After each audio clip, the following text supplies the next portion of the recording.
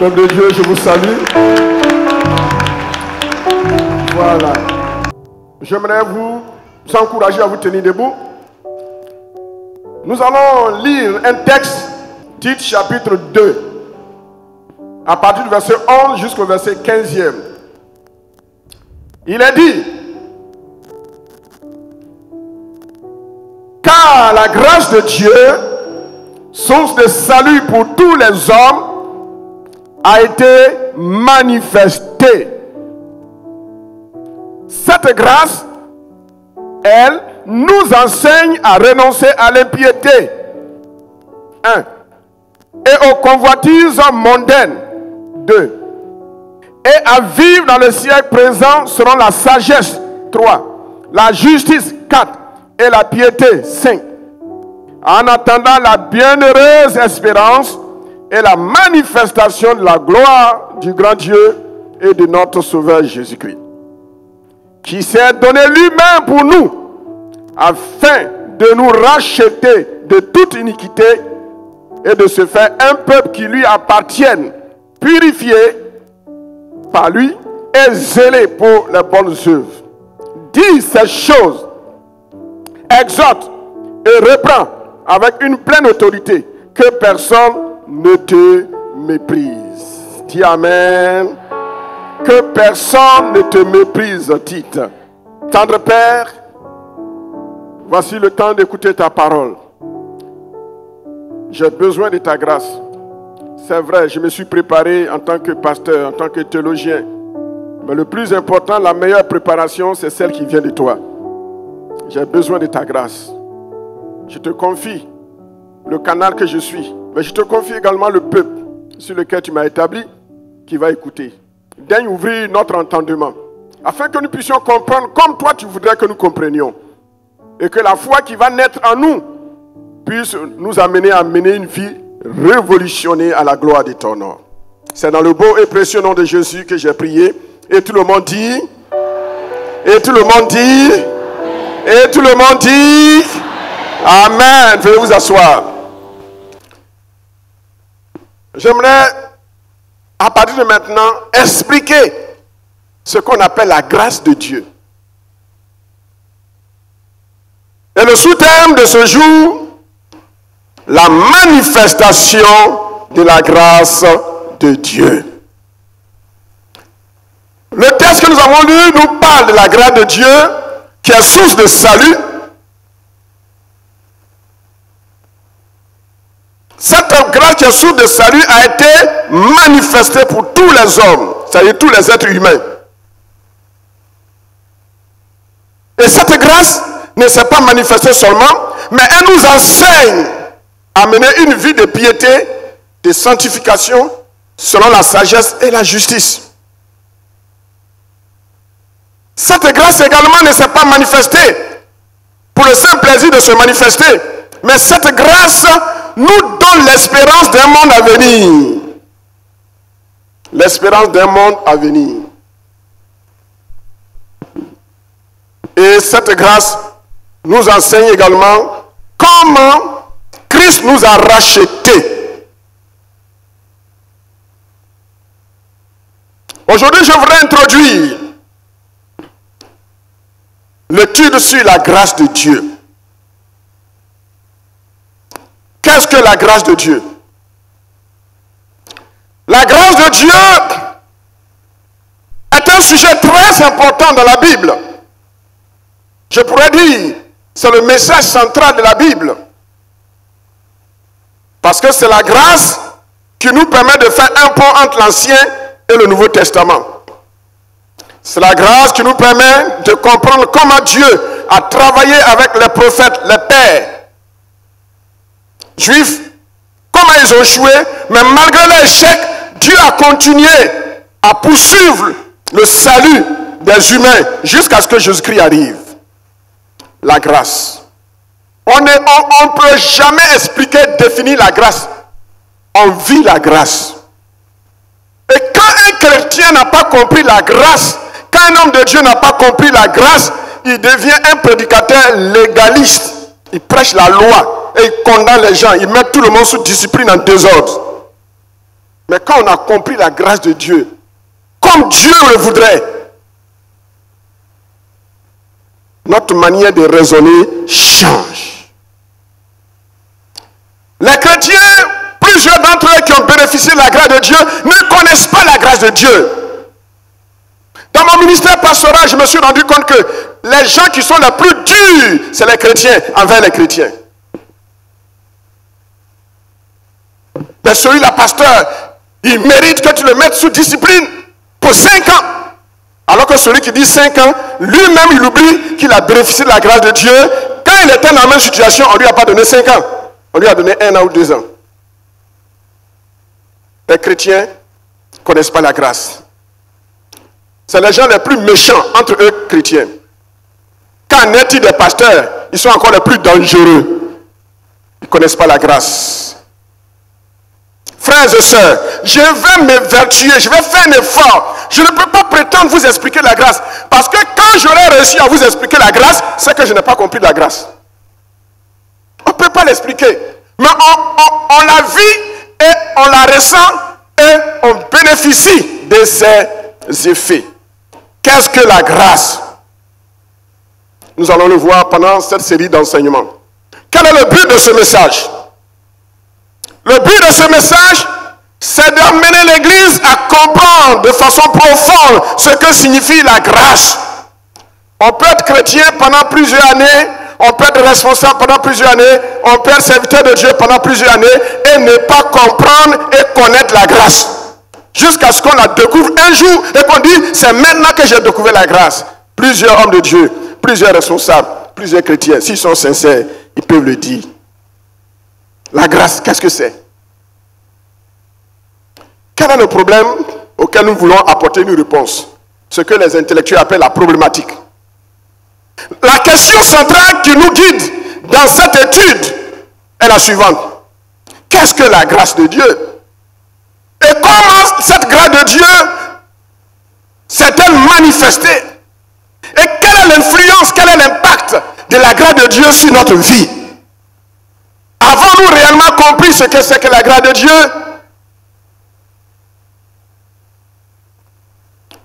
Voici les questions auxquelles nous allons tenter de répondre.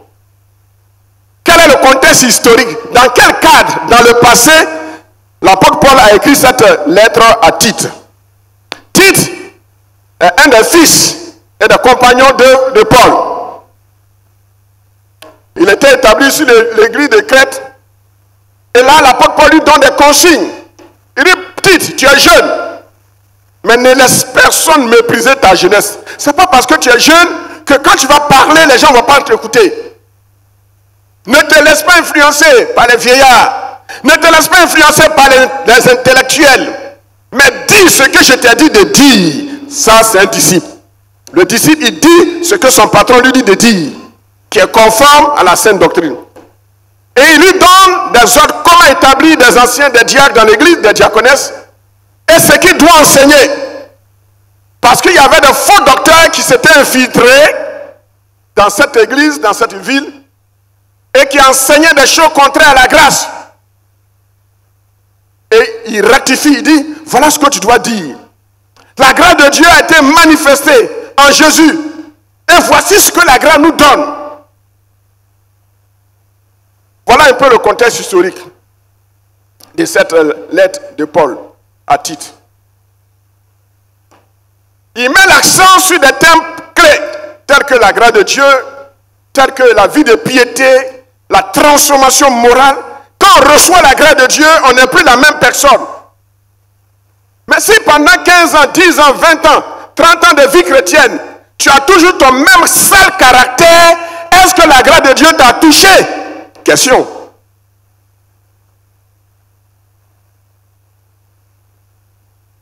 Nous allons essayer de voir.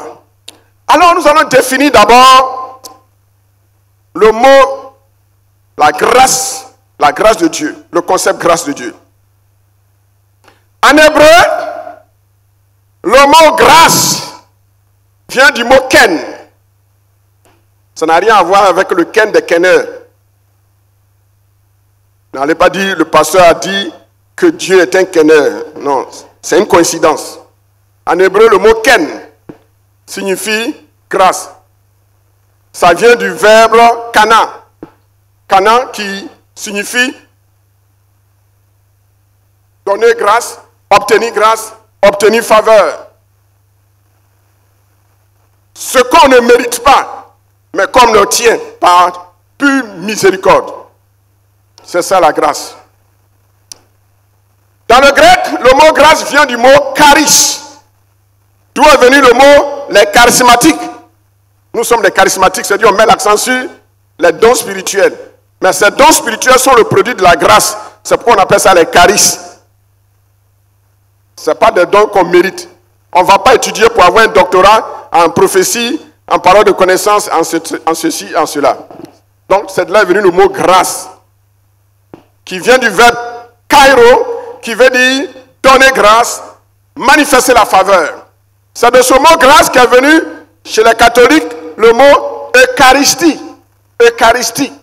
Le mot eucharistique est composé de deux mots, qui est un préfixe qui veut dire bon, ce qu'on trouve dans éloge. Éloge est composé de deux mots, qui veut dire bon, et loge qui veut dire parole. Donc quand on fait les éloges de quelqu'un, on dit de bonnes paroles à son sujet. C'est là venu le mot eucharistique. Qui veut dire bon, et puis charis qui veut dire grâce. Donc la communion qui est le produit d'une pure grâce de Dieu. D'être un avec lui, qui veut dire reconnaissance. Alors, en latin, le mot grâce, c'est gratia. Gratia, la racine de gratia, c'est gratus. Et gratus, ça vous fait parler en français, ça vous fait penser en français à quel mot? Gratuit. Très bien. Donc, le mot grâce veut dire ce qu'on te donne gratuitement. Gratus. Ce matin-là, il va y avoir beaucoup de vocabulaire latin, hébreu, grec. Vous allez mystifier les démons et puis les autres religieux. Alors, le mot grâce peut être défini de plusieurs manières, mais on n'a pas le temps, on va à l'essentiel. Il y a la grâce dans le sens spirituel, mais il y a aussi le mot grâce dans le sens physique, esthétique.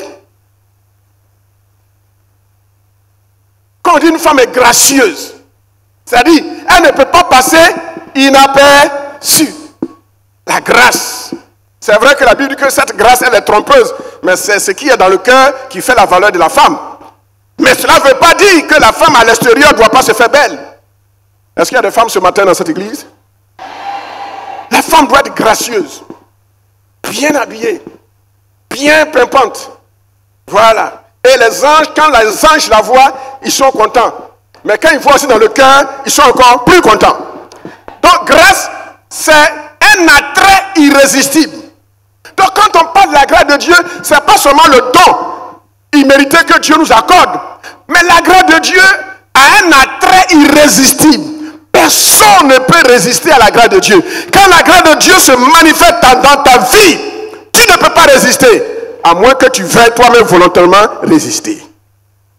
Je déclare, je proclame, cette grâce qui est l'attrait irrésistible de Dieu vous visite ce matin. Avant la fin de ce culte, que cette grâce te touche là où tu es.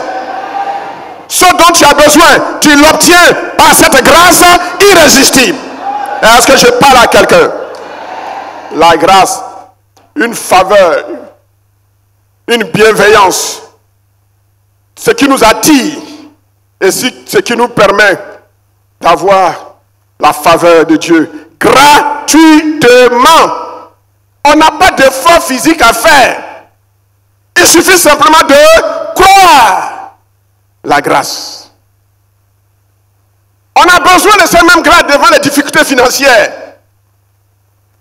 Il y en a qui pensent que pour pouvoir s'acquitter de leur contribution, de leurs promesses, ils ont besoin de faire beaucoup d'efforts, de jeûner. Je ne suis pas contre le jeûne. Mais ce n'est pas le jeûne qui va t'envoyer cette bénédiction financière. C'est la foi que tu places dans la grâce de Dieu. Tu sais que tu ne mérites pas d'avoir 1 million, mais la grâce de Dieu va faire en sorte que ton désir va attirer cet argent vers toi. Comment? Tu ne sais pas. C'est ça la grâce. Mais vous voulez avoir l'argent d'abord avant de dire que je vais te donner. Mais tu n'auras jamais. Il faut dire, Seigneur, je donne. Mais je n'ai rien. Mais je compte sur ta grâce, qui a un attrait irrésistible. Et vous allez voir que les anges vont mettre tout en ordre dans l'atmosphère prophétique pour qu'un parent se souvienne de toi. C'est ça la grâce. Mais vous voulez voir dans votre compte, hein, il y a tel montant, oh, je peux enlever 1 million. Si j'enlève 1 million, il va me laisser 1 million. Ah, c'est pas. Et puis tu es là, tu te morfonds, tu te tracasses, tu te masturbes le cerveau pour rien. Arrête ça. Compte sur la grâce de Dieu. Compte sur la grâce de Dieu. Dis par la grâce de Dieu, je vais m'acquitter de ma contribution, de ma promesse avant la fin du mois. D'où va venir l'argent, tu ne le sais. Mais ça viendra. Frères et sœurs, c'est mon secret. C'est mon secret. Ne pensez pas que j'ai des millions en banque. Je n'ai rien encore en banque présentement. Mais puisque j'ai compris ce que c'est que la grâce, ce que je ne mérite pas, ce à quoi je n'ai pas droit, mais quand je suis devant le trône, je dis, Seigneur, donne-moi d'être un exemple, d'être un modèle pour le peuple sur lequel tu m'as établi. Que je sois le premier à donner, pour donner l'exemple à mon troupeau. Pourtant, je n'ai rien. Et l'argent vient. La grâce. La grâce. Si tu veux acclamer, acclame. La grâce. C'est donné gratuitement. Or, si tu fais un travail et que tu es rémunéré, ce n'est plus le produit de la grâce. Puisque tu as travaillé. Dans la grâce, on a le mot latin gratus. Gratia vient de gratus. Ce que tu obtiens gratuitement. Je déclare, je proclame au nom de Jésus-Christ, avant la fin de ce mois, une faveur, une grâce que tu ne mérites pas te sera accordée. Tu vas recevoir gratuitement des récompenses. Là où tu n'as pas travaillé, tu recevras la récompense. J'appelle l'onction de la grâce. Gratia, gratus, Taris, Ten, Canaan, sur ta vie ce matin. Est-ce que je parle à quelqu'un? La grâce, on ne peut pas l'expliquer. Pourquoi celui qui travaille, qui a 3 millions, 5 millions par mois de salaire, il n'arrive pas à faire ce que toi, qui n'as pas 1 million de salaire, a fait? Comment se fait que toi, tu arrives à le faire? C'est le mystère de la grâce. Ne regarde plus au statut de ton voisin. Ne regarde plus au statut de ta voisine. Non. Regarde-toi à partir de maintenant comme celui qui est le produit de la grâce de Dieu. Le produit de la grâce de Dieu. Dis, ce que mon chef fait, je suis capable de le faire aussi à cause de la grâce de Dieu. Alors, que dit l'apôtre Paul? L'apôtre Paul dit, cette grâce, elle est source de salut. Le mot salut en hébreu, c'est le mot Yoshua. D'où est venu Jésus. Dieu sauve. Yeshua. Dieu qui sauve. En grec, ça vient du mot soteria. Soteria, qui a donné sotériologie, c'est-à-dire l'étude, pas l'étude des sauterelles, hein, mais l'étude du salut. Et dans le salut, comme nous allons voir, il y a plusieurs significations. L'apôtre nous parle du salut en 3 temps. Le salut a 3 dimensions. Notez les 3 dimensions du salut. Ne perdez jamais de vue ces 3 dimensions. Beaucoup de grands orateurs, prédicateurs, quand je les entends prêcher sur les réseaux sociaux, ils disent de bonnes choses, mais qui sont hérétiques dans le fond. Parce qu'une fois quelqu'un a dit une bonne chose en prenant une seule piste et il oublie les 2 autres pistes, il est dans l'erreur. Alors le salut, qu'est-ce que c'est? Le salut a déjà été accompli. Il n'y a rien à faire pour que le salut soit encore accompli.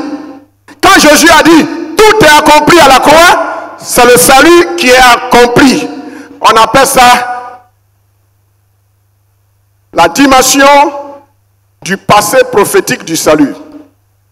Notez, le passé prophétique du salut. Le salut qui a été prophétisé, il est déjà accompli. Et dans le grec, le temps dans lequel ce verbe a été utilisé, c'est au passé. Un passé qui a accompli au passif. Ce n'est pas maintenant il est en train de s'accomplir. Il ne s'accomplira pas. Mais il a déjà été accompli. C'est un passé composé. Une action qui a eu lieu dans le passé, mais dont les effets, dont les conséquences se prolongent dans le présent. Donc, Jésus ne va pas venir mourir encore à la croix. Écoute-moi très bien. Le salut a été accompli dans sa dimension passée. Il a été accompli. Et quand on parle du salut accompli une bonne fois pour toutes, on parle de la justification. Mais tout n'est pas justification. Donc si on veut s'arrêter à la justification et qu'on ne veut plus faire d'autres efforts, on est dans l'erreur. C'est vrai que tout a été accompli dans le passé. Mais où tu mets le présent? Et où tu mets le futur? Donc quand on parle du salut qui a été accompli une bonne fois pour toutes, c'est par rapport à la justification. La justification, c'est un terme juridique. La loi, le tribunal. Quand on dit quelqu'un est justifié, c'est-à-dire ce dont on l'accusait ne tient plus debout. La justice a démontré qu'il a été forcément accusé. Ça veut dire quoi? Tous nos péchés, les péchés de nos ancêtres, jusqu'à énième génération, nos futurs péchés, jusqu'à énième génération, nos péchés dans le présent, jusqu'à énième génération, tout cela, Jésus en mourant à la croix, a déjà payé pour tous ses péchés. Écoutez-moi très bien. Est-ce à dire, comme Jésus a déjà pris ses péchés, qu'il faille encore pécher? C'est là que beaucoup ne comprennent pas. Et beaucoup de prédicateurs indépendants disent des hérésies, des faux enseignements, et ils emballent les chrétiens, les chrétiennes qui veulent vivre dans la luxure, dans la mondanité, tout en croyant qu'ils sont chrétiens. La justification, c'est l'action d'avoir été justifié. Le sang de Jésus nous a justifié. Alors ne laisse plus tout péché passé continuer à te condamner. Alors vous allez me dire, mais pasteur, et les chrétiens qu'on met sous discipline, qu'en est-il de leur cas? La discipline, ce n'est pas la discipline qui pardonne le péché. Leur péché a déjà été pardonné par Jésus. Dès l'instant qu'ils ont reconnu le péché et ils l'ont confessé. Ça, c'est la dimension avec Dieu. Mais la dimension avec l'homme.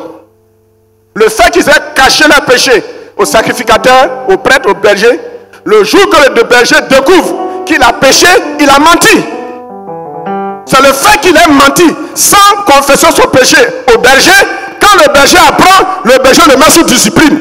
Mais en le mettant sous discipline, cela ne veut pas dire que c'est maintenant que le sang de Jésus n'a pas pardonné son péché qu'il a commis. Son péché qu'il a commis, il a été pardonné. Mais le péché pour lequel on le met sous discipline, c'est parce qu'il a menti, il n'a pas dit la vérité à l'homme de Dieu. Donc c'est pour ce deuxième péché qu'on le met sous discipline. Maintenant, tu me dis, mais pasteur, on t'attend au tournant. Et maintenant, quand il a péché, il a demandé pardon à Dieu. Et puis il vient confesser au berger. Au même instant, est-ce qu'on ne le met pas sous discipline? Question. Il y a deux cas. Il y a deux cas. Selon la gravité de la faute, on le met sous discipline. Mais un péché avoué, la loi dit, il est à moitié pardonné.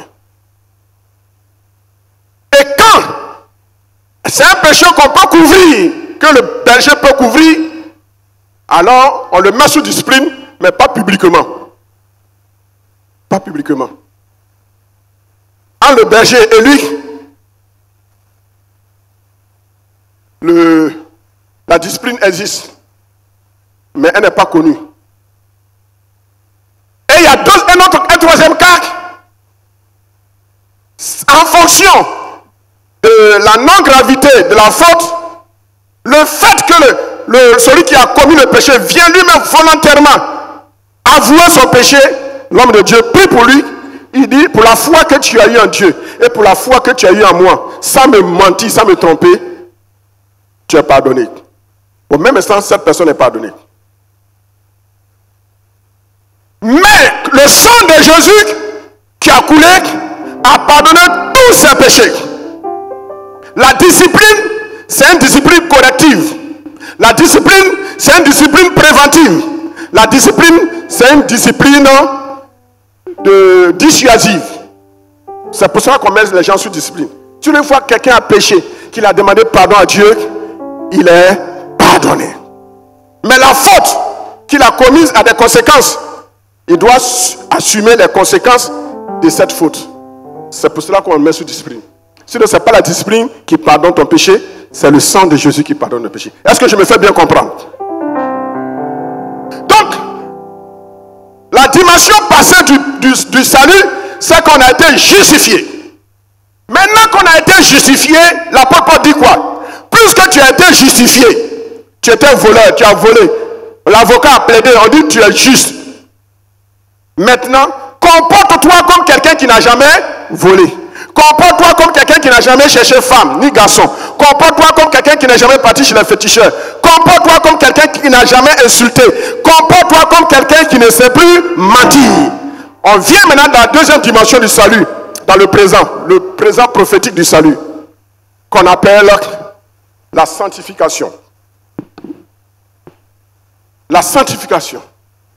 Le salut passé devient un salut présent, mais à condition que je marche dans la sanctification. Qu'est-ce que ça dit? Quelqu'un qui a été pardonné dans le passé, justifié, s'il continue à vivre dans le péché, est-ce qu'il est toujours justifié? Et c'est là que beaucoup de faux prédicateurs, éloquents, séducteurs, induisent beaucoup de personnes. Ils ont dit que le salut de Jésus est un salut accompli une bonne fois pour tous. Ça, c'est vrai.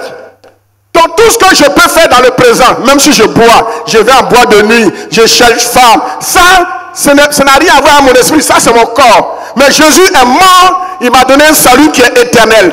Et puisque le salut est éternel, tout ce que je peux faire après dans le présent ne peut pas entacher mon salut éternel. Vrai ou faux? Vrai ou faux? Faux. Qui a dit vrai? Qui a dit vrai? Aie le courage de dire qui a dit vrai?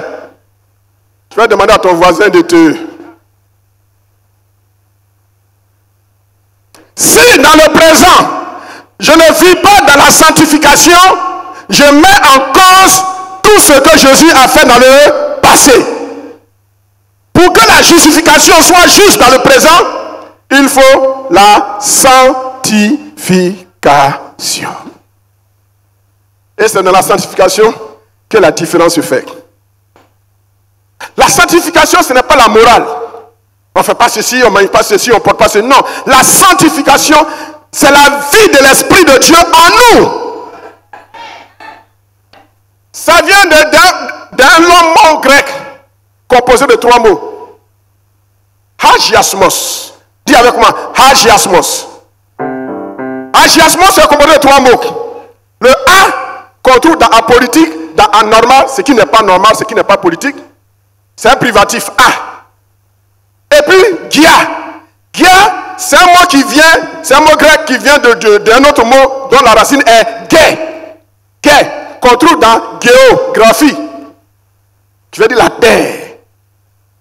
Et puis, le suffixe, le troisième mot, le suffixe à la fin, smos, qui veut dire l'action de ce qui n'est pas terrestre.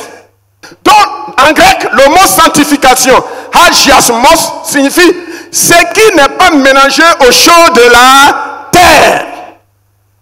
C'est pourquoi Paul dit que la grâce de Dieu sous le salut nous enseigne à renoncer aux convoitises mondaines, au péché. Tu ne peux pas dire que tu es chrétien et puis tu as 2 bureaux. Hein? Est-ce que ça c'est compatible? Tu ne peux pas dire que tu es chrétienne et tu as ton mari et puis tu as un gros taux, un gars dehors.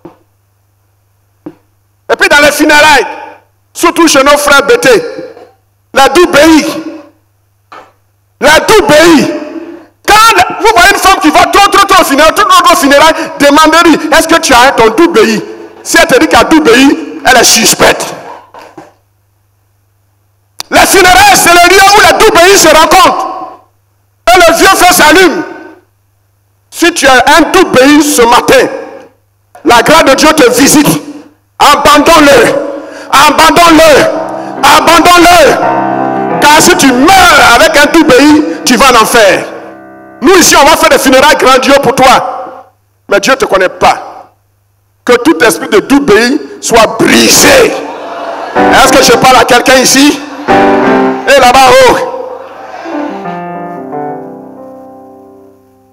Le Doubéi, selon la culture, avait un bon sens. C'était le mot ami au sens propre. Mais le monde a dénaturé Doubéi.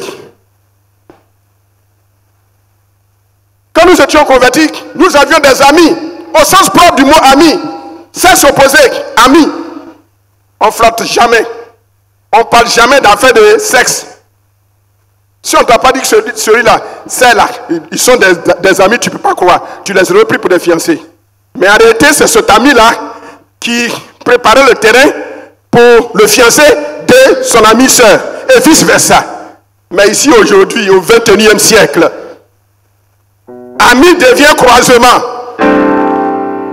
Bon, si c'est dirigé par le Saint-Esprit, il n'y a pas de problème. Que tout esprit de Doubéi quitte l'église. La sanctification, c'est la vie de l'Esprit de Dieu en nous. Ce n'est pas la morale. On ne mange pas ceci, on ne porte pas ceci. De telle sorte que nos enfants, aujourd'hui au XXIe siècle, sont devenus des grands hypocrites. Quand ils s'en vont à l'école, elles portent une longue robe qui balaie l'autoroute. Mais avant d'arriver à l'université, elle va quelque part, elle enlève la longue robe, et puis elle porte ses mini ou bien ses pantalons plaqués, jeans déchirés, pour être à la mode. Mais c'est parce qu'on a enseigné la loi dans l'église, au lieu de laisser de prêcher la grâce et la sanctification. On a prêché la loi. Alors les enfants, pour contourner la loi, il faut connaître la loi pour la contourner. Frères et sœurs, l'église aujourd'hui est dénaturée. Parce qu'on n'a pas compris ce que c'est que la grâce. La sanctification n'est pas le produit de nos efforts méritoires. C'est la vie de l'Esprit de Dieu que nous recevons en nous à cause de la grâce. Et parce que j'ai reçu gratuitement gratus, alors je vis comme celui qui est digne et qui méritait cette manière de vivre. La sanctification, le présent prophétique du salut. Et la troisième dimension, c'est la vie c'est la glorification. Le salut futur, le futur prophétique du salut, c'est la glorification. On trouve cela dans Romains chapitre 8, verset 30 et 1 Corinthiens 15, 49. La glorification, c'est l'achèvement, l'élément final du processus du salut. J'ai été sauvé dans le passé. Je continue d'être sauvé et je serai sauvé. À la mort ou à l'enlèvement, notre salut entre dans sa phase définitive. Alors je vous donne deux notions juridiques, théologiques. Écoutez, retenez. Si vous n'avez rien compris dans tout ce que j'ai dit, écoutez ceci et notez. Ces trois dimensions, on peut les diviser en deux grandes catégories. La première catégorie, c'est ce que les juristes, les avocats, les procureurs appellent de jurer. De jurer veut dire par décret, par loi, par décision. De jurer. Quand un prisonnier est libéré, de jurer, il est libéré dès l'instant que le président ou l'autorité supérieure signe son papier de grâce. Tu es libéré. Mais il est encore en prison. C'est vrai, en esprit, selon la loi, ce monsieur est libre. Mais est-ce qu'il est encore chez lui à la maison? Non, il est encore en prison. De jurer, c'est la décision. Et je déclare que vous tous qui êtes là, qui avez reçu Jésus-Christ, déjurez, vous êtes sauvés. Déjurez, le diable n'a plus d'autorité sur vous. Mais ce n'est pas encore fini, on est sur la terre. Il y a une deuxième catégorie de loi qu'on appelle de facto. De facto, c'est de façon concrète, de façon plénière. Dans les faits tangibles, c'est quand la personne sort de la prison. Une fois elle est en dehors de la prison, elle est dans de facto. Plusieurs ici, vous avez la bénédiction de jurer. Tu as la bénédiction, Dieu voit déjà que tu es béni. Mais toi, physiquement, tu ne vois pas la bénédiction. Mais ce n'est pas parce que tu ne vois pas que tu n'es pas béni. La décision a été prise de jurer, tu es béni. Mais attends, c'est une question de laps de temps. De facto, tu vas voir la manifestation concrète et tangible.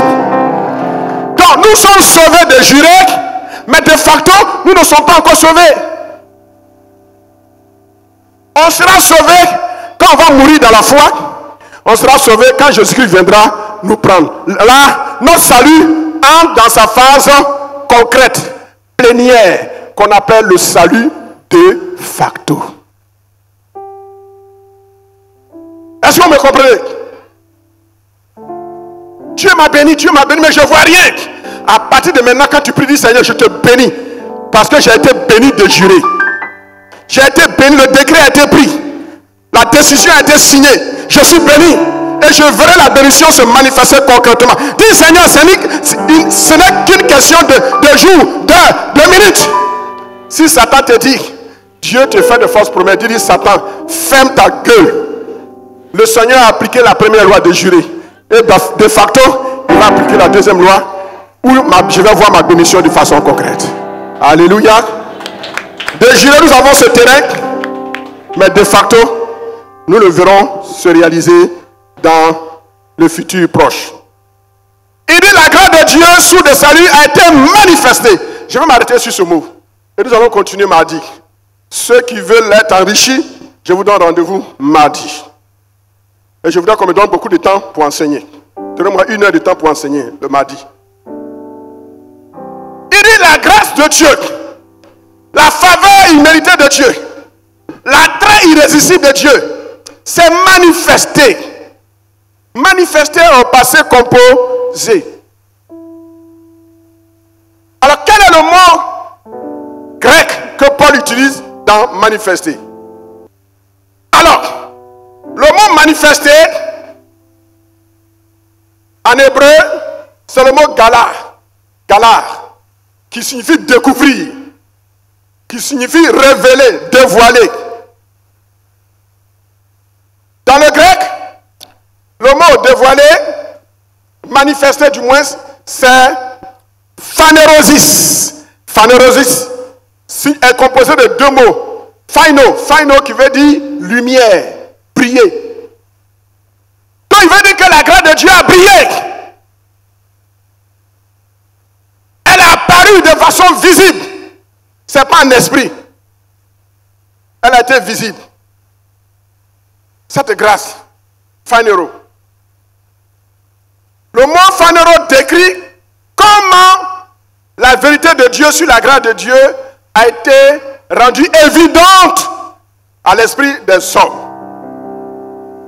Avant de vous montrer les 4 manières, et je termine par là, que signifie le mot manifestation en latin? Vous allez bien aimer cette étymologie. Le mot manifestation en latin, c'est manifestatio. Manifestatio est composé de 2 mots. Manus, qui veut dire la main. La main. La main.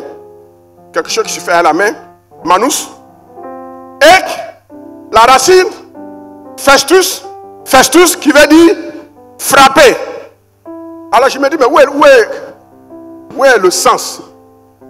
Alors, manifester veut dire quoi? Frapper des mains pour attirer l'attention. Oh, est-ce que vous me voyez? Ouais, il me regarde. Hein? Donc c'est ça manifestation. Je frappe des mains pour attirer l'attention sur moi. Donc manifestation signifie évoque l'idée de frapper des mecs pour attirer l'attention sur quelque chose. Alors, dites-moi, homme de Dieu, comment Dieu a frappé des mains pour que nous puissions avoir les regards sur sa grâce? Posez-moi cette question. Je n'ai pas entendu. Titre chapitre 2, le verset 11 nous dit: la grâce de Dieu, source de salut, a été manifestée pour tous les hommes. Ici, le mot homme, c'est le mot anthropos. Donc, garçon comme femme. Alors, qu'est-ce que Dieu a utilisé pour que la grâce de Dieu soit manifeste? 4 éléments. Je termine sur ces 4 éléments et nous allons prier. Le premier élément par lequel Dieu a manifesté sa grâce, c'est l'incarnation de Jésus-Christ. Dieu, qui est Dieu, qui est infini, accepte de se faire limiter dans un corps. Mystère des mystères. Voilà le premier mystère de la grâce de Dieu. À cause de moi, un mortel, Dieu, qui est infini, se fait confiner dans ce qui est fini, dans un corps qu'on appelle Jésus-Christ, homme. Est-ce que vous imaginez un peu? Est-ce que vous pouvez faire ça pour moi? Est-ce que moi je peux faire ça pour vous? L'infini se comprime dans ce qui est fini. Quelle humilité! Dieu s'abaisse jusqu'à nous les hommes. Dieu donne un corps à son fils Jésus et à travers Marie, le sein d'une femme. C'est pourquoi les femmes ont besoin d'être considérées. C'est vrai que le péché est venu par elle, par Ève, mais c'est par Ève aussi, Marie, que la grâce s'est manifestée. La grâce est venue à nous. Donc il ne faut plus mépriser les femmes. Femme ne peut pas faire ceci, femme ne peut pas faire cela. D'où tenez-vous votre théologie?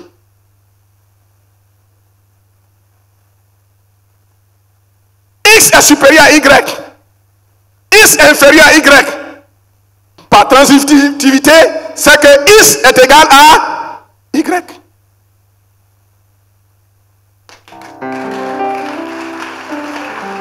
Le péché est venu par la femme. Mais la grâce est venue à travers le sein d'une femme. L'équation est équilibrée. Ne méprisez pas les femmes. Vous qui méprisez les femmes, vous ne connaissez pas encore ce qu'on appelle la grâce de Dieu. Après ce message, allez demander pardon à vos femmes, à vos épouses, que vous avez méprisées. La grâce valorise la femme. La grâce donne la valeur à la femme. Anthropos, garçon comme femme. Ça, c'est ce pour qui la grâce est humaine. Donc, l'incarnation. Dieu qui prend une forme humaine, et on a vu Jésus-Christ physique.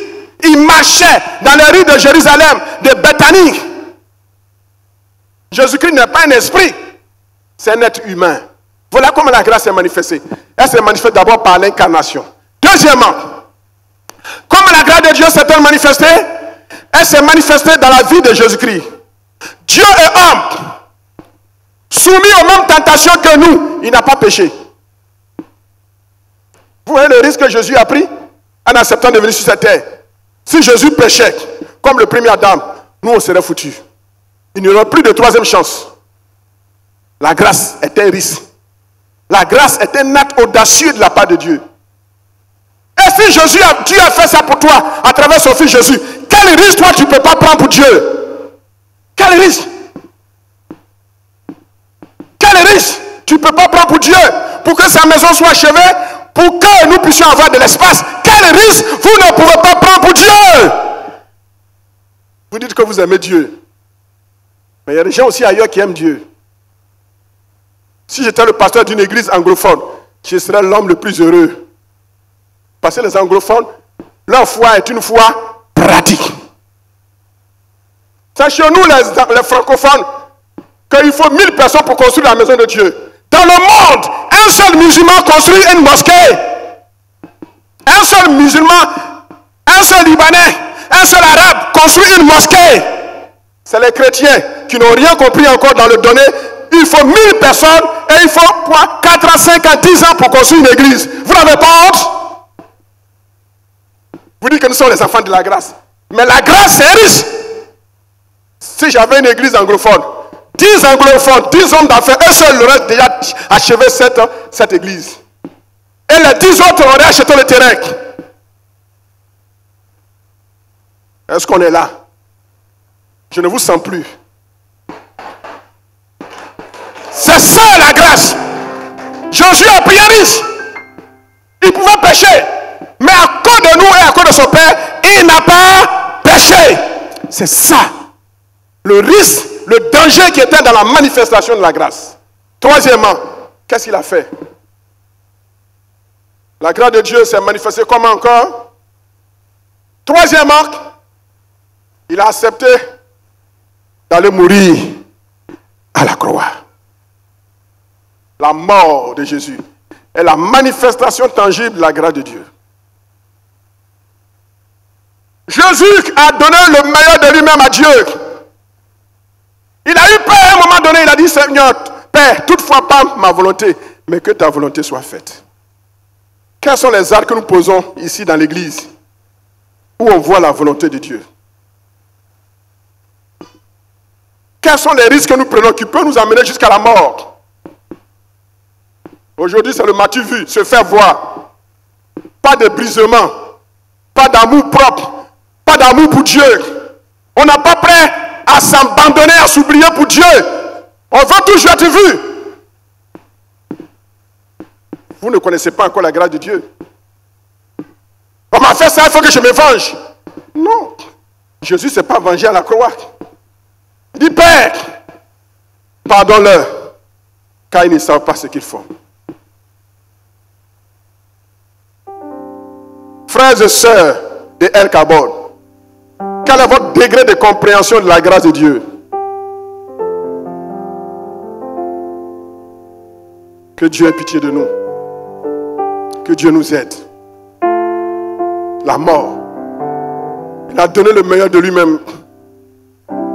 À la croix, il a dit, Elohim, Elohim, lama sabachthani. Mon Dieu, pourquoi m'as-tu abandonné?